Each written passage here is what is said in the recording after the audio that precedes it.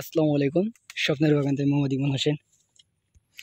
আমার যে পেয়ারা বাগান ছিল, পেয়ারা বাগানের মাঝখানে যে পেঁপে দিছি, সেই পেঁপে আজকে হারভেস্ট করতেছি। এই নিয়ে 3বার হারভেস্ট করতেছি। প্রথম 2বার করছি।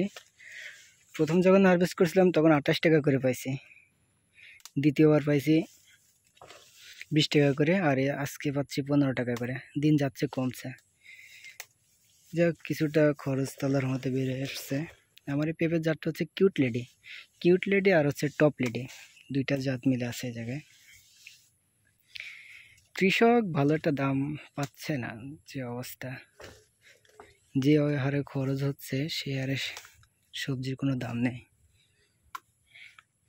ফারুক ভাই, আপনিও পারেন দুটো, আপনি তো চলে এসেছেন ভিডিওর মধ্যে। আমার মনে হয় যে সবজির দাম আর একটু বেশি হলে কৃষক চাষাবাদে আর একটু মনোযোগী হবে। অবশ্যই। অনেক অনেক ধন্যবাদ আপনার মূল্যবান বক্তব্য দেওয়ার জন্য।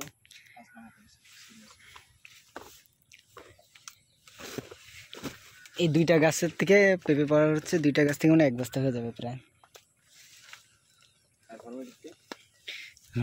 না, আর পারার মতো নাই এডি, মানে 500 যেডি সব পায়রা দিয়ে, দাম কমতেই আছে, শুধু দাম কমতেই আছে। কালকে ছিল 17 টাকা করে, বুঝছো? তা আমি বলি হ্যাঁ আজ যে কালকে দেওয়া লাগতো না, আজ দে। আজ ফোন দিলাম, কয় দাম বলো 2 টাকা করে কমছে। তা কিনতাম ওই গাছ, ওরা মানে গাছ ভেঙ্গা পড়া। তবে সাথী ফসল হিসাবে 1-এর মধ্যে 2।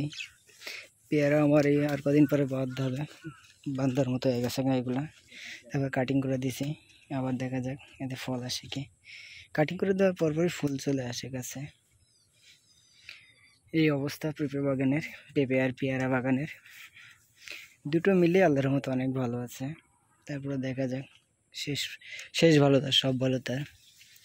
আজ এতটুকুই। সবাই সুস্থ থাকুন, ভালো থাকবেন। আসসালামু আলাইকুম।